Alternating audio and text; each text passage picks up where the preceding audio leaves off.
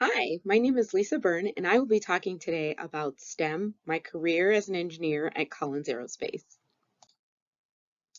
Getting to know me. Well, my name is Lissa, and I've been at Collins for about 17 years now.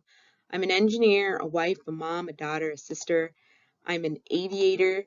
I have my pilot's license and my drone's license, and I'm also a student. I've been based in Cedar Rapids my entire career with Collins, and I've had the opportunity to travel quite a bit while based in Cedar Rapids. I consider myself a technical leader and an innovative problem solver. I consistently support strategies, advancement of our products, certification, safety initiatives, all to ensure that our products and functions and capabilities are developed well and secure. A little background on myself. As a kid, I enjoyed a lot of activities. I wanted to be a pilot, I wanted to be a lawyer, an astronaut, an actress, track star, all the above. I was heavily into sports, I loved math, excelled in all those technical aspects. But what I ended up settling on was pursuing a career at the time as a pilot. Went to Embry-Riddle, pursued aeronautical science, got my pilot's license, and after a couple events ended up changing, but we'll get into it as we go through these slides. What I'm doing today, well, I'm a systems engineer at Collins. I enjoy flying, whether that's aircraft or drones. I did get my drone license recently, so I'm super excited about that. And I love solving problems, whether they're creative solutions or technical deep dive problems. I love creating solutions. I enjoy anything in aviation, aeronautics, aerospace. And so I think that's why STEM has played a big influence in my role today.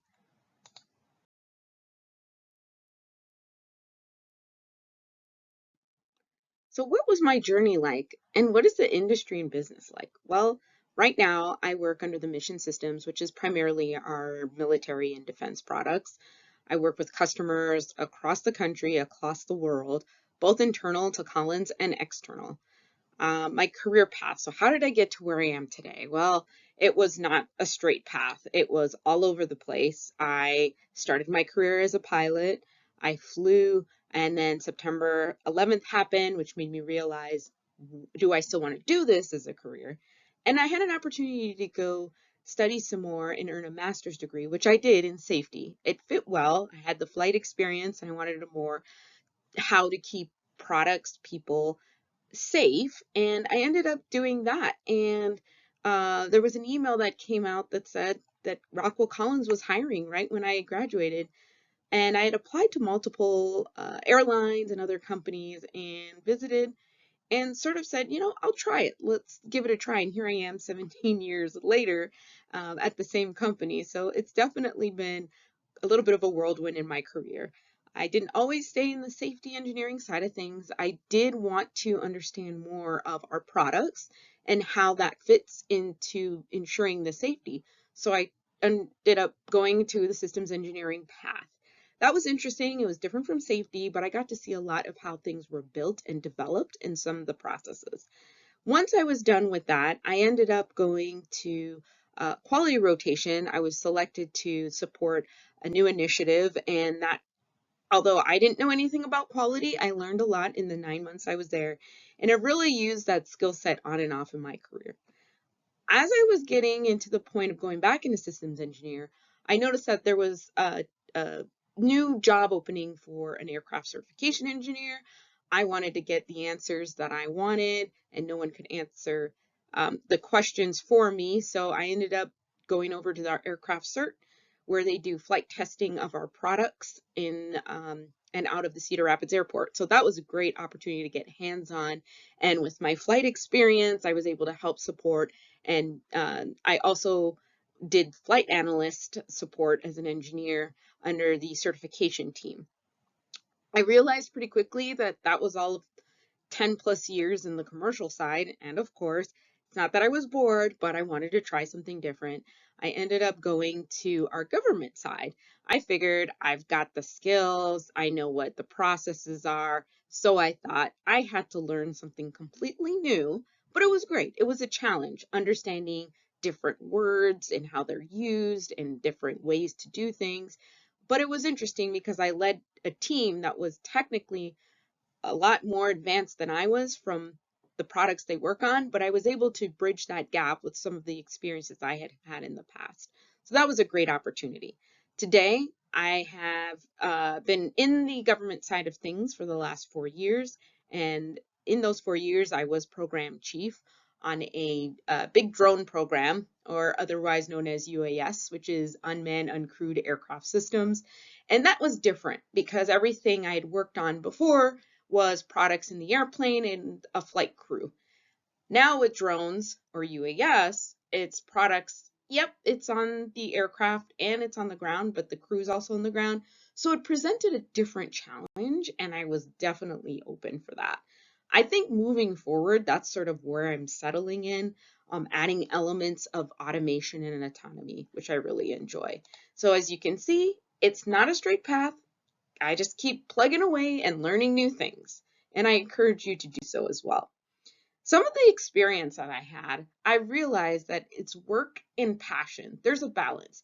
Sometimes it's heavy on the work and there's things that I don't gravitate towards, but it's that passion to deliver safe products, certifiable products, and products that we can have high levels of integrity and quality, which I thrive on. And you ask yourself, is this something that I need to do, or is it something that I like doing? And you kind of find where you fit into that space. I would highly recommend, if there's something that you found that you love, find out if it's related to STEM. Maybe it is and you're not aware. That would be a great opportunity to start looking into things. I'm very big on finding out something that you're really good at and seeing if STEM's related. I think a lot of times people tell you to do STEM and not find out, is it something that you like?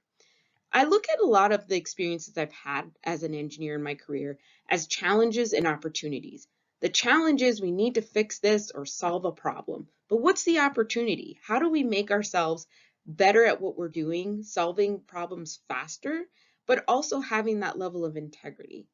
One thing I like to throw out to a lot of students that I work with is, why am I the only one doing this? Change your mentality, change your attitude. Maybe it's your attitude that's making you see things as a challenge. If you have the same problem and think of it as, this is great, I'm the only one that can do this, you'll be more than likely to be successful and people will rely on you on more things. So what does that mean moving forward? How can you prepare for your career? I would ask you some questions to give you some advice. What are you doing today? What are the things you see yourself doing? Is it something that you think you might want to do as a career, but you're not sure of? Is there something in 3 months, maybe this summer, you have a chance to go do? Think about STEM. Think about things that you might not have thought of before. And then plan out. There's nothing wrong with looking ahead. And that way you can reverse engineer what you might want to do. Meaning, maybe you know what you want to do in 2 years, and then you say, in 2 years, I'm doing X, and you kind of backtrack those steps that you need to get to where you are today. And I also ask, are you learning a new skill? Skills are important. I think throughout my entire career, whenever someone asked me to do something, I looked at it as a new skill, because most of the times I would get the same question asked over and over again. There's nothing wrong with learning a new skill, but make sure it's something that you see yourself doing or you utilize later. Do you know what kind of classes right now that you're in that maybe ties to STEM? That's something you should think about. And what if you tried a class that's not STEM? I say go for it. I think when I was younger, I did multiple classes that weren't STEM, now that I think about them. And what did I find out about those classes? Although there was never a problem to solve, it was always, what is the end goal? What am I trying to do? How do I use this to my benefit? And later on, I was learning other languages and realized that it's trying to communicate, trying to explain. That's part of how we get to solutions. And so as I think about these things, it always leads us to realize, what's next? How do we move forward? If anything, the takeaways I have are, what are your interests? Look into these things, think about them. Once you think you know what you want to do, find some questions to jot down and go find someone to ask. Maybe look at the courses you're in. What am I doing? Is it just math? What is that going to do for me moving forward. And look at careers. I would recommend looking at the top 3 careers that you have you're interested in. Overall, I think the takeaway here is always embrace the challenges because there's more ways to the solution.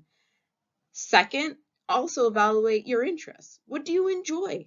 Look to see the STEM in things.